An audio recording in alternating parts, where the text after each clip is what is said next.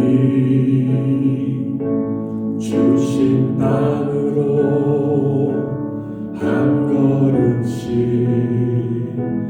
나아갈 때에 수많은 적들과 견고한 성이 나를 두렵게 하지만 주님을 신뢰함으로 주님을 의지함으로 주님이 주시는 담대함으로 큰 소리 외치며 나아가네. 이 산지를 내게 주소서. 그날에 주께서 말씀하신 이제 내가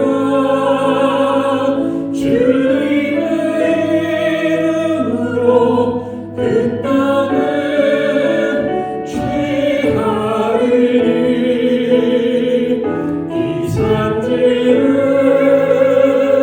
내게 주소서. 그날에 주께서 말씀하신 이제 내가 주님의 이름으로 그 땅을 취하리니.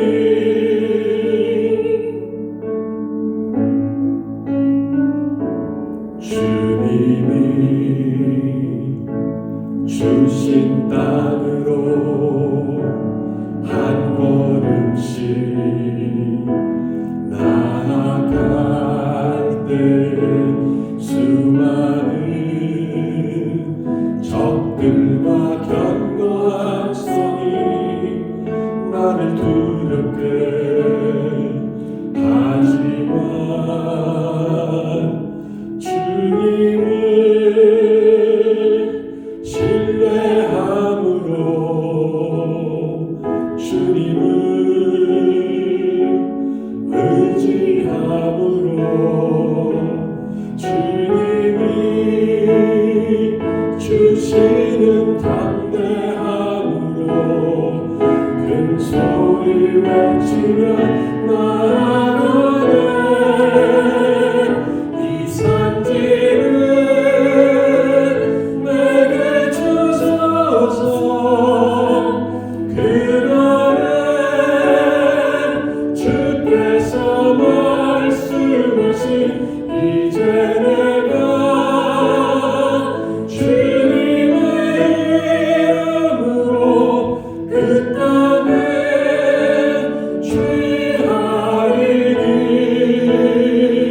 이 산지를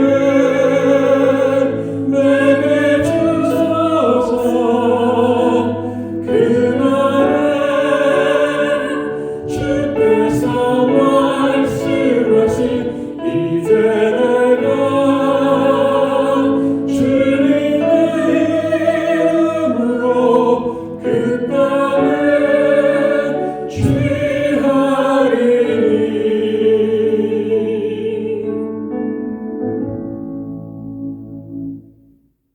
할렐루야. 네, 오늘도 금요 찬양기도회를 맞이하여 각 가정에서 영상으로 예배드리시는 예사랑 가족 여러분들 주님의 이름으로 환영하고 축복합니다. 다 함께 기도하시겠습니다. 하나님, 오늘도 살아계신 하나님의 말씀을 청종코자 이 자리에 나왔습니다. 성령으로 저희들의 심령을 인쳐 주시어서 오늘 본문의 말씀을 통하여 우리에게 주시고자 하는 하나님의 음성을 온전히 듣고 깨닫고 그 말씀 앞에 결단하는 은혜의 시간 되게 하여 주옵소서. 예수님의 이름으로 기도드리옵나이다. 아멘. 네, 오늘 이 저녁 저희들에게 주신 하나님의 말씀은 사무엘상 31장 1절로부터 13절까지의 말씀입니다. 저와 여러분이 한 절씩 교독한 후에 마지막 절은 함께 합독하시겠습니다. 블레셋 사람들이 이스라엘을 치매 이스라엘 사람들이 블레셋 사람들 앞에서 도망하여 길보아 산에서 엎드러져 죽으니라. 블레셋 사람들이 사울과 그의 아들들을 추격하여 사울의 아들 요나단과 아미나답과 말기수아를 죽이니라. 사울이 패전함에 활 쏘는 자가 따라잡으니 사울이 그 활 쏘는 자에게 중상을 입은지라. 그가 무기를 든 자에게 이르되 내 칼을 빼어 그것으로 나를 찌르라. 할례 받지 않은 자들이 와서 나를 찌르고 모욕할까 두려워하노라 하나 무기를 든 자가 심히 두려워하여 감히 행하지 아니하는지라. 이에 사울이 자기의 칼을 뽑아서 그 위에 엎드러지매 무기를 든 자가 사울이 죽음을 보고 자기도 자기 칼 위에 엎드러져 그와 함께 죽으니라. 사울과 그의 세 아들과 무기를 든 자와 그의 모든 사람이 다 그날에 함께 죽었더라. 골짜기 저쪽에 있는 이스라엘 사람과 요단 건너쪽에 있는 자들이 이스라엘 사람들이 도망한 것과 사울과 그의 아들들이 죽었음을 보고 성읍들을 버리고 도망하매 블레셋 사람들이 이르러 거기에서 사니라. 그 이튿날 블레셋 사람들이 죽은 자를 벗기로 왔다가 사울과 그의 세 아들이 길보아 산에서 죽은 것을 보고 사울의 머리를 베고 그의 갑옷을 벗기고 자기들의 신당과 백성에게 알리기 위하여 그것을 블레셋 사람들의 땅 사방에 보내고 그의 갑옷은 아스타롯의 집에 두고 그의 시체는 벳산 성벽에 못 박음에 길라앗 야베스 주민들이 블레셋 사람들이 사울에게 행한 일을 듣고 모든 장사들이 일어나 밤새도록 달려가서 사울의 시체와 그의 아들들의 시체를 벳산 성벽에서 내려가지고 야베스에 돌아가서 거기서 불사르고 그의 뼈를 가져다가 야베스 에셀나무 아래에 장사하고 7일 동안 금식하였더라. 아멘. 이는 하나님의 말씀입니다. 사랑하는 성도 여러분, 여러분은 후대 사람들에게 어떠한 사람으로 기억되고 싶으십니까? 기억할 때마다 기쁨과 감동과 소망을 주는 그런 사람으로 기억되고 싶으신가요? 아니면 기억할 때마다 낭만과 절망과 또 안타까움과 한숨을 주는 그런 사람으로 기억되기를 원하십니까? 오늘 본문은 사무엘상 마지막 장 31장으로 사울의 죽음에 대한 그런 내용을 다루고 있습니다. 바라기는 이 사울의 죽음 이야기를 통하여 사울이 어떠한 삶을 살았는지 정리해 보시기 바라고요. 한 걸음 더 나아가서 우리 자신은 지금까지 어떠한 삶을 살아왔고 앞으로 어떠한 삶을 살아가야 할 것인가, 또한 후대에게 어떠한 사람으로 기억되어야 될 것인가 주님 앞에 새롭게 결단하는 은혜의 시간 되시기를 원합니다. 지난주 저희들은 다윗이 하나님의 인도하신 가운데 아말렉 사람들에게 빼앗겼던 자신의 가족 및 자신과 함께한 사람들의 가족 그리고 잃었던 모든 소유물들을 하나님의 말씀대로 도로 찾게 되는 그런 사건에 대해서 살펴보았습니다. 다윗과 그의 사람들을 향한 하나님의 사랑과 은혜의 구원의 사건이었던 것이죠. 뿐만 아니라 다윗은 무엇보다 이 사건을 통하여 잃었던 자신의 신앙을 도로 찾게 되는 은혜를 누리게 되었습니다. 하지만 같은 시간 이스라엘 평원 길보아 산에서는 정반대의 사건, 하나님의 구원의 사건이 아닌 하나님의 버림의 사건이 일어나고 있었는데요. 죽음으로 모든 것을 잃게 되는 그러한 안타까운 사건이 일어나는 것을 보게 됩니다. 오늘 본문 1절 말씀입니다. 블레셋 사람들이 이스라엘을 치매 이스라엘 사람들이 블레셋 사람들 앞에서 도망하여 길보아 산에서 엎드러져 죽으니라. 지난주 말씀처럼 다윗과 그의 사람들을 블레셋 방백들이 믿지 못했기 때문에 시글락 땅으로 돌려보내죠. 그리고 나서 블레셋 사람들은 이스라엘을 치기 시작을 합니다. 사무엘상 28장에서 사울이 블레셋 군대를 보고 크게 두려워한 것처럼 이스라엘은 블레셋의 적수가 되지 못했습니다. 역부족이었죠. 그래야 이스라엘 사람들은 도망가다가 길보아 산에서 엎드러져 죽게 됩니다. 길보아 산에서 죽었다는 것은요, 이스라엘이 얼마만큼 블레셋에게 밀렸는가를 보여주는 그런 표현이라고 할 수가 있겠고요. 엎드러져 죽었다는 것은 이스라엘이 완전히 참패했다는 것을 의미하고 있습니다. 그리고 이러한 상황 속에서 사울의 아들 요나단과 아비나답과 말기수아가 죽게 되죠. 그렇다면 사울은 어떻게 되었을까요? 오늘 본문 3절 말씀입니다. 사울이 패전함에 활 쏘는 자가 따라잡으니 사울이 그 활 쏘는 자에게 중상을 입은지라. 심각한 부상을 당한 사울, 이제 그가 블레셋에게 사로잡히거나 또 죽임을 당하는 것은 시간 문제입니다. 이런 상황 속에서 사울은 한 가지 선택을 하게 되는데요. 오늘 본문 4절입니다. 그가 무기를 든 자에게 이르되 네 칼을 빼어 그것으로 나를 찌르라. 할례 받지 않은 자들이 와서 나를 찌르고 모욕할까 두려워하노라. 사울은 자신의 무기 든 자에게 자신을 칼로 찔러 죽이라고 명령을 합니다. 그 이유는 할례 받지 않은 자들이 자신을 찌르고 모욕할까 두려웠기 때문인 것이죠. 이런 사울의 모습은 사사기의 그런 아비멜렉을 생각나게 하는데요. 아비멜렉은 기드온의 그런 악한 아들로서 왕이 되기 위하여 자신의 형제 70명을 무자비하게 죽였던 자로서 전투 중에 한 여인이 던진 맷돌 윗짝에 머리를 맞고 두개골이 깨지는 그런 일을 당하게 됩니다. 그때 아비멜렉은 자신의 무기를 든 청년을 불러서 칼을 빼어 자신을 죽이라고 하죠. 왜냐하면 죽은 후에 여인에게 죽임을 당했다는 그런 수치를 당하기 싫었던 것입니다. 하지만 사울의 경우는요, 이 아비멜렉과 다소 차이가 있습니다. 왜냐하면 아비멜렉은 순전히 자신의 개인적인 수치를 피하기 위해서 이렇게 한 것이지만 사울은 이보다는 이스라엘 나라 전체의 그런 수치를 피하기 위해서 이런 명령을 했기 때문인 것이죠. 사울이 뭐라고 했습니까? 할례 받지 않은 자들이 와서 나를 찌르고 모욕할까 두려워하노라. 어떠한 자들이요? 할례 받지 않은 자들이. 개인적으로 모욕과 수치를 당하는 것도 싫지만 이스라엘의 왕인 자신이 할례 받지 않은 그 이방인 블레셋 사람들에게 모욕과 수치를 당하는 것 더 싫고 두렵다는 것입니다.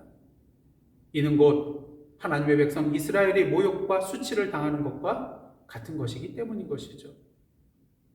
그렇게 자신의 무기를 든 자에게 자신의 칼로 찔러 죽여달라고 명령한 것입니다.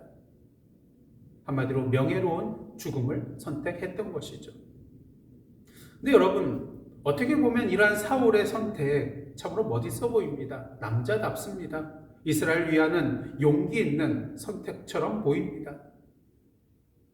하지만 아쉬운 것 한 가지가 있는데요. 하나님의 백성 이스라엘은 이미 사울로 인하여 모욕과 수치를 당했다는 것입니다.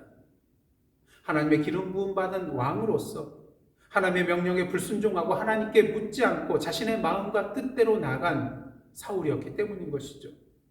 그리고 이것은 이스라엘의 수치뿐만 아니라 궁극적으로 왕의 왕 대신 그를 왕으로 삼아주신 하나님께 모욕이 되는 그러한 일이라고 할 수가 있는 것입니다.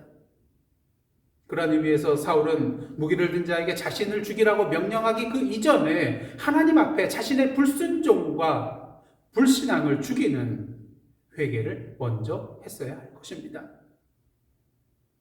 사랑하는 성도 여러분, 우리가 살아가면서 우리의 불순종과 불신앙으로 말미암아 하나님께서 수치를 당하고 계시지는 않는지, 우리의 교회가 또 우리 그리스도인들이 모욕을 당하고 있지는 않는지 먼저 우리 자신을 살펴보고 돌아보는 저희들의 삶이 되기를 원합니다. 사울은 블레셋 사람들의 손에 의하여 자신과 이스라엘이 수치를 당하지 않기 위하여 무기든 자에게 자신을 칼로 찔러 죽이라고 명령했습니다. 하지만 사울의 무기든 자는 자신의 손으로 하나님의 기름 부음을 받은 왕을 죽이는 것이 두려웠는지 왕의 명령대로 행하지 않죠. 이런 상황 속에서 더 이상 시간을 끌 수 없었던 사울, 자기 칼을 뽑아서 그 위에 엎드러져 죽음을 맞이하게 됩니다. 그리고 무기든 자도 사울과 같이 자기 칼 위에 엎드러져 죽게 되는 것을 보게 됩니다. 오늘 보면 6절은 이러한 사울의 죽음에 대해 이렇게 요약을 하고 있습니다. 사울과 그의 세 아들과 무기를 든 자와 그의 모든 사람이 다 그날에 함께 죽었더라. 참으로 비극적인 사건이죠. 하지만 이러한 사건은 이미 예견되었었던 일입니다. 사무엘에서 길갈에서 사울을 왕으로 삼은 후에 이스라엘 백성 앞에서 이러한 말을 하였습니다. 사무엘상 12장 13절로부터 15절 말씀입니다. 이제 너희가 구한 왕, 너희가 택한 왕을 보라. 여호와께서 너희 위에 왕을 세우셨느니라. 너희가 만일 여호와를 경외하여 그를 섬기며 그의 목소리를 듣고 여호와의 명령을 거역하지 아니하며 또 너희와 너희를 다스리는 왕이 너희의 하나님 여호와를 따르면 좋겠지만은 너희가 만일 여호와의 목소리를 듣지 아니하고 여호와의 명령을 거역하면 여호와의 손이 너희의 조상들을 치신 것 같이 너희를 치실 것이라. 여호와의 목소리를 듣지 아니하고 그 명령을 거역하면 어떻게 된다고요? 여호와의 손이 그들을 치실 것이라는 것입니다. 또한 사무엘상 12장 25절 말씀입니다. 만일 너희가 여전히 악을 행하면 너희와 너희 왕이 다 멸망하리라. 그런 의미에서 오늘 본문의 사울의 죽음의 사건은 궁극적으로 사울의 죄에 대한 하나님의 심판의 사건이라고 말할 수가 있는 것입니다. 그러기에 같은 사건을 다루고 있는 역대상 10장 13절 14절은 사울의 죽음에 대하여 이렇게 마무리를 하고 있습니다. 사울이 죽은 것은 여호와께 범죄하였기 때문이라. 그가 여호와의 말씀을 지키지 아니하고 또 신접한 자에게 가르치기를 청하고 여호와께 묻지 아니하였으므로 여호와께서 그를 죽이시고 그 나라를 이새의 아들 다윗에게 넘겨주셨더라. 이렇게 사울은 그의 악으로 말미암아 죄악으로 말미암아 하나님의 심판을 받아 죽게 되었고요. 이스라엘은 대패를 당하게 됩니다. 하지만 이것이 끝이 아니었습니다. 그 이튿날 블레셋 사람들이 약탈을 하게 하여 그곳으로 왔다가 사울과 그의 아들들이 죽은 것을 발견하고 그 사울의 머리를 베고 갑옷을 벗겨 블레셋 전역으로 보내게 되죠. 그리고 그의 갑옷은 아스타롯 산당에 두고 시신은 벳산 성벽에 못 박아 달아놓습니다. 이처럼 적의 시신의 머리를 베거나 사지를 절단하고 그것을 그대로 내버려 두는 것, 희생자의 가족이나 민족이 당할 수 있는 가장 커다란 치욕이었습니다. 특히 적의 시신을 성벽에 이렇게 매달아 놓는 것, 그 당시 흔히 있었던 일인데요. 아군의 사기를 진작시키거나 또 적에게 겁을 주고 또 수치스럽게 만들기 위한 그런 방편이었습니다. 그런데 그 시신이 다른 사람이 아닌 이스라엘의 왕 사울이었습니다. 그 효과가 엄청나게 크다는 것이죠. 그러게 오늘 본문에 우리가 눈여겨봐야 할 그런 표현 한 가지가 있는데요. 오늘 본문 9절 말씀입니다. 사울의 머리를 베고 그의 갑옷을 벗기고 자기들의 신당과 백성에게 알리기 위하여 그것을 블레셋 사람들의 땅 사방에 보내고. 그래서 자기들의 신당과 백성에게 알린다고 할 때 이 알리다에 해당되는 그런 히브리어가 바사르라는 그런 단어입니다. 이 바사르는 전파하다, 선포하다 이란 뜻을 가지고 있는데요. 보통 좋은 소식, 기쁜 소식에 대하여 이 바사르라는 단어를 사용하게 됩니다. 예를 들어서 시편 40편 9절, 96편 2절 말씀 한번 보도록 하겠습니다. 내가 많은 회중 가운데서 의의 기쁜 소식을 전하였나이다. 여호와여, 내가 내 입술을 닫지 아니할 줄을 주께서 아시나이다. 여호와께 노래하여 그의 이름을 송축하며 그의 구원을 날마다 전파할지어다. 여기서 의의 기쁜 소식을 전하였다는 것과 또한 구원을 전파했다고 할 때 쓰인 단어가 바로 바사르입니다. 오늘 본문에 그런 전하다는 그런 동일한 단어인 것이죠. 이를 통하여 우리는 블레셋 사람들에게 있어서 사울의 죽음의 소식은 기쁨의 소식, 바로 복음이었다는 것을 분명히 보게 됩니다. 그도 그럴 것이 전력상 우위에 있으면서도 번번이 이스라엘에게 대패를 당하였던 블레셋이잖아요. 특히 얼마 전 믹마스 전투에서도 병거 3만, 마병 6천, 그리고 해변에 모래와 같이 많은 군사들을 동원하였음에도 불구하고 대패를 당했습니다. 더욱더 놀라운 것은 당시 이스라엘 군대에는 사울과 요나단 외에는 철로 만든 칼이나 창이 없었다는 것이죠. 참으로 치욕스러운 패배였던 것입니다. 그런데 이번 전투에서는 대승을 거저술 뿐만 아니라 사울과 요나단을 비롯한 3명의 아들이 거기에서 죽게 되었습니다. 블레셋 입장에서는 복음 중에 복음의 소식이었던 것이죠. 특히 그들은 이 소식을 자기들의 신당과 백성에게 알렸습니다. 이 소식을 백성에게만 알리지 않냐고 신당에게도 왜 알렸을까? 그 이유는 당시 전쟁이라고 하는 것은 민족 대 민족, 국가 대 국가의 그런 싸움이기 이전에 그들이 섬기는 신들 간의 싸움이었기 때문인 것입니다. 다시 말해서 이스라엘에 대한 블레셋의 승리는 이스라엘을 섬기는 여호와 하나님에 대한 그들의 신 다곤의 승리였다는 것이죠. 그런 의미에서 길보아 전투에서의 사울의 죽음의 소식은 이스라엘에게서는 참으로 치욕스러운 그러한 소식이었을 것입니다. 하지만 사울의 죽음의 이야기는 이것으로 끝나지 않습니다. 사무엘서 기자는 사울의 죽음의 이야기를 치욕과 모욕으로 끝내지 아니하고 독자들로 하여금 사울의 업적을 기억하게 해줌으로써 이스라엘의 첫 번째 왕에 대한 예우를 해주는 것을 보게 됩니다. 블레셋 사람들이 사울에게 행한 일을 길란 야벳 사람들이 듣고 어떻게 합니까? 놀라운 일을 행하게 되는데요. 오늘 보면 11절로부터 13절까지의 말씀입니다. 길란 야베스 주민들이 블레셋 사람들이 사울에게 행한 일을 듣고 모든 장사들이 일어나 밤새도록 달려가서 사울의 시체와 그의 아들들의 시체를 벳산 성벽에서 내려가지고 야베스로 돌아가서 거기서 불사르고 그의 뼈를 가져다가 야베스 에셀 나무 아래에 장사하고 7일 동안 금식하였더라. 길란 야베스는 블레셋의 성읍 벳산에서 동남쪽, 그러니까 다시 말해서 요단강을 건너서 동남쪽에 한 21km 정도 떨어져 있는 그러한 성읍이었습니다. 어떻게 보면 21km 짧은 거리라고 할 수가 있겠지만 험한 그런 지형적인 요소를 고려한다면은 최소한 5시간 이상 행군해야만이 갈 수 있는 그러한 거리입니다. 그런데 야베스 사람들이 어떻습니까? 사울에 대한 이러한 소식을 듣고 모든 장사들이 일어나 밤새도록 달려가서 사울의 시신과 그의 아들들의 시신을 찾아와 장사 지내고 7일 동안 금식을 하며 애도를 합니다. 참으로 이상합니다. 오늘 7절 말씀을 보시면요, 골짜기 저쪽에 있는 이스라엘 사람과 요단 저편에 있는 그런 자들이 블레셋과의 싸움에서 사울이 죽고 대패했다는 소식을 듣고 자신들의 성읍을 버리고 도망하는 것을 보게 됩니다. 그만큼 블레셋이 두려웠던 것이죠.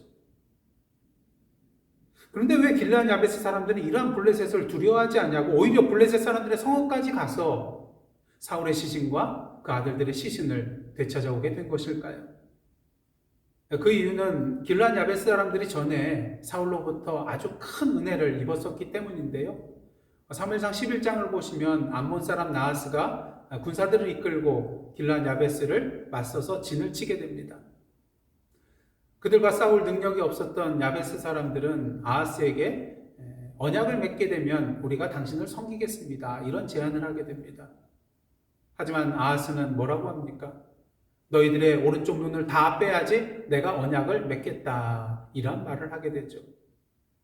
이 야베스의 장로들은 7일 동안 말미를 주어서 이스라엘 온 백성에게 전령을 보내어 만일 자신들을 구원할 자가 없으면 아하스의 말대로 하겠노라고 대답을 하게 됩니다. 그리고 이 소식은 사울의 귀에까지 들어가게 되는데요. 그때 그가 하나님의 영에 의하여 크게 감동이 되어서 군사를 소집하고 길르앗 야베스로 가서 암몬을 쳐서 야베스 사람들을 구원해 주게 되는 것을 보게 됩니다. 야베스 사람들의 입장에서는 이러한 사울의 은혜를 결코 잊을 수가 없었을 것입니다. 사울의 구원의 손길이 없었다면 암몬 사람에게 자신들의 오른쪽 눈을 다 뽑히고 그들을 섬기는 고난과 수모를 당했을 것이기 때문인 것이죠. 비록 이미 죽은 사울이지만 야베스 사람들은 사울의 시신이 블레셋 사람들에 의하여 수치와 모욕을 당하는 것 그대로 내버려 둘 수가 없었습니다. 그리고 모든 장사들이 일어나서 밤새도록 달려가서 죽음을 무릅쓰고 사울과 그의 아들들의 시신을 찾아와서 장사를 지내게 된 것이죠. 이렇게 하여서 오늘 본문으로 사울의 이야기는 모두 끝이 나게 됩니다. 자신의 죄로 인하여 하나님의 심판을 받아 죽게 된 사울, 블레셋 사람들의 손에 의해 시신이 훼손되는 수치를 당한 사울, 그럼에도 불구하고 하나님께서는 길르앗 야베스 사람들의 손을 통하여서 그 시신을 거둘 수 있게 해주심으로써 이스라엘의 초대 왕의 장사를 지내게 해주는 은혜를 베풀어 주셨습니다. 그렇다면 이제 왕을 잃게 된 이스라엘 백성은 어떻게 되는 것일까요? 블레셋은 전쟁의 승리로 말미암아 기쁨에 들떠 있었을 것입니다. 이스라엘 왕 사울이 죽었고 이스라엘의 여러 땅들도 그들이 차지하게 되었거든요. 그리고 무엇보다도 이 전쟁의 승리는 이스라엘의 신인 여호와 하나님에 대한 자신들의 신 다곤의 승리였거든요. 앞에서 말씀드린 것처럼 사울의 죽음의 소식은 블레셋 사람들에게는 기쁨의 소식, 즉 복음이었을 것입니다. 하지만 이스라엘은 어떻습니까? 자신들에게도 다른 나라들과 같이 왕이 있다면 그 왕이 자신들을 다스리며 자신들 앞서 나아가서 대적들과 싸워 승리케 해줄 것이라고 굳게 믿었습니다. 처음에는 좋았죠. 사울이 승승장구하였거든요. 하지만 그 믿었던 사울 왕이 블레셋과의 전투에서 패배하고 죽게 되었습니다. 하나님이 주신 약속의 땅이지만 이제 그 땅을 버리고 블레셋 하늘을 피하여 도망하는 사람들도 생겨났습니다. 더 이상 소망이 없습니다. 한마디로 사울의 죽음의 소식은 이스라엘 백성들에게 낭만과 절망의 소식이었던 것입니다. 그런데 과연 그럴까요? 사울의 죽음의 소식이 블레셋에게는 복음의 소식이요 이스라엘에게는 낭만과 절망의 소식이었을까요? 물론 겉으로 봤을 때는 당연히 그렇게 보입니다. 하지만 우리는 블레셋에게 복음의 소식이 되었던 사울의 죽음의 소식이 사실은 그들에게 복음의 소식이 아니었다는 것, 이스라엘에게 낭만과 절망의 소식이 되었던 사울의 죽음의 소식이 사실은 낭만과 절망의 소식이 아니었음을 분명히 알아야 합니다. 왜요?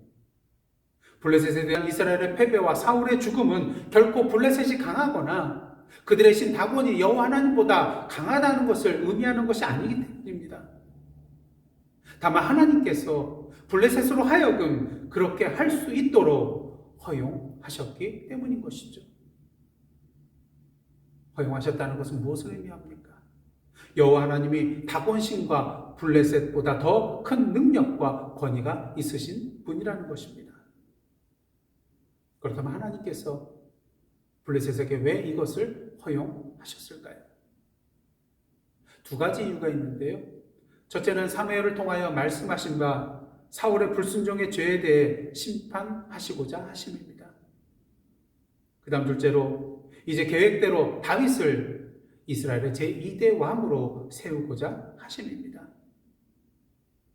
그런 의미에서 사울의 죽음은 결코 블레셋에게 복음의 소식이 될 수 없습니다.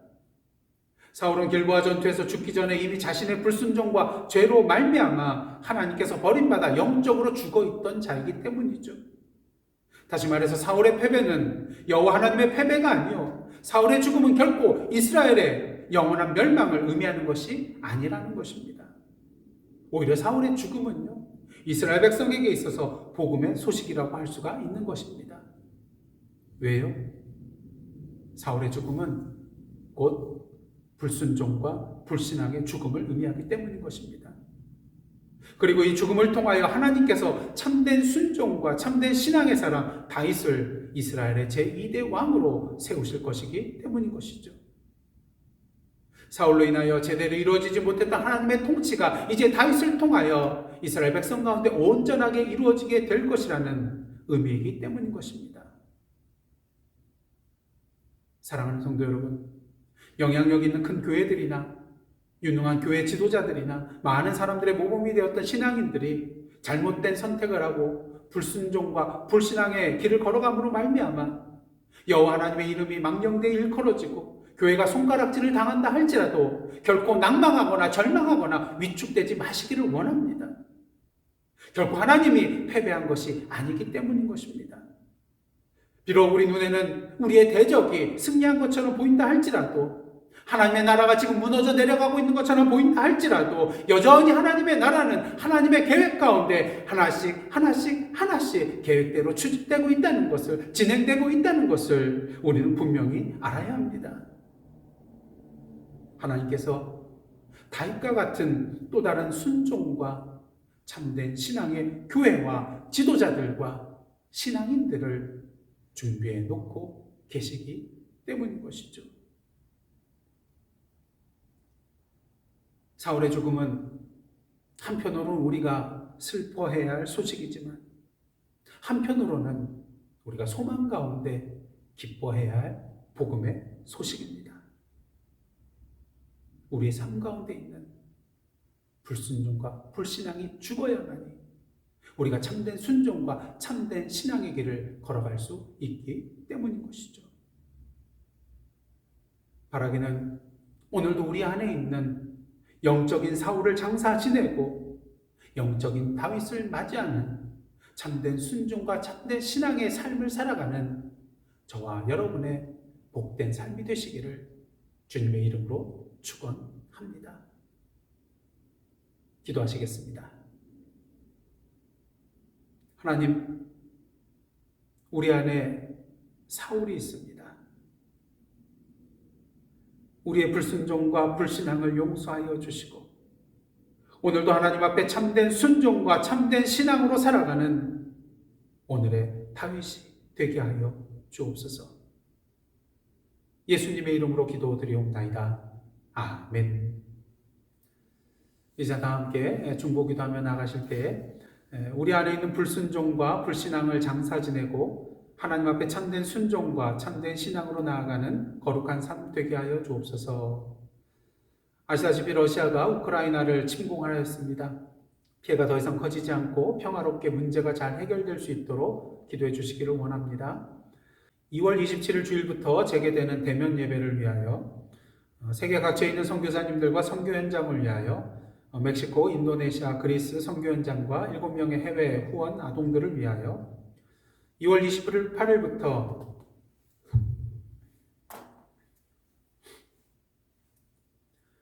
2월 27일 주일부터 재개되는 대면 예배를 위하여 세계 각지에 있는 선교사님들과 선교 현장을 위하여 멕시코, 인도네시아, 그리스 선교 현장과 7명의 해외 후원 아동들을 위하여 2월 28일부터 일리노이주에서는 실내 마스크 착용 의무화가 해제가 됩니다.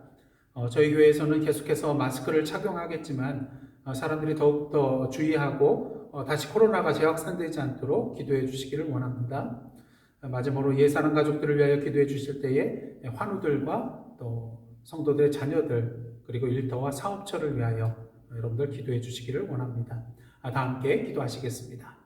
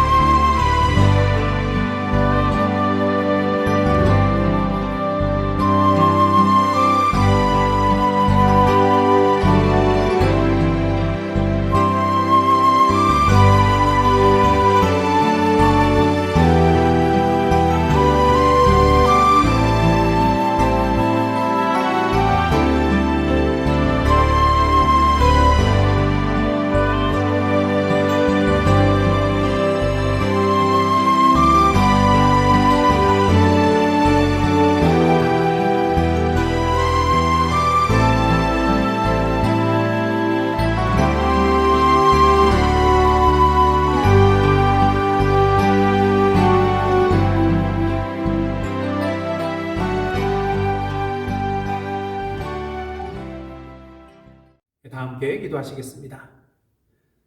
사랑의 하나님, 오늘도 금요 찬양 기도회를 맞이하여 찬양과 말씀과 기도 가운데 주님의 임재하심을 맛보며 은혜 누리게 하여 주심에 감사드립니다.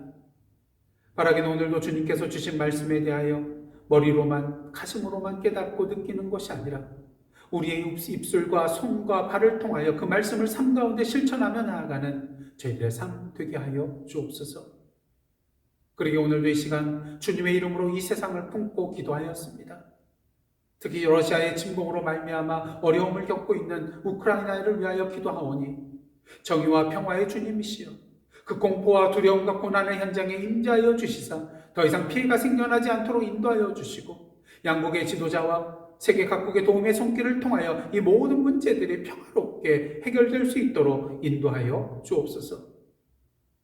오늘도 이 땅에 흩어져 있는 주님의 몸된 교회와 하나님의 백성들을 통하여 하나님의 나라의 지경이 넓혀지기를 원합니다. 각자의 삶의 현장에서 세상의 빛과 소금으로 살아감을 통하여 그리스도의 향기와 주님의 축복의 통로로 살아가는 저희들의 삶 되게 하여 주옵소서. 예사랑 가족들을 위하여 기도합니다.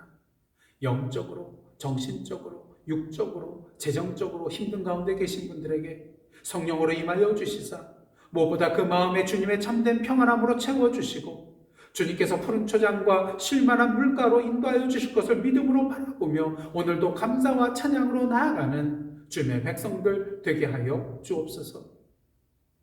이제 오늘 주일부터 대면 예배를 재개하게 됩니다.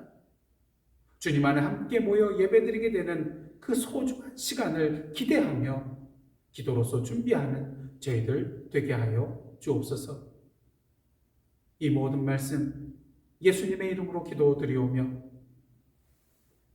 이제는 우리 구주 예수 그리스도의 은혜와 하나님 아버지의 크신 사랑과 성령님의 감동감화 교제케 하시는 역사가 우리 안에 있는 오늘의 불순종과 불신앙의 사울을 장사 지내고 다윗의 참된 순종과 신앙의 삶을 살아가기로 결단하며 나아가는 하나님의 백성들과 그 삶의 터전 위에 나라와 민족과 이 미국 땅과 선교지와 러시아의 침공으로 고통받고 있는 우크라이나와 그리고 저희들의 기도 제목과 온 세계 위에 이제로부터 영원토록 함께 계시옵기를 간절히 축원하옵나이다.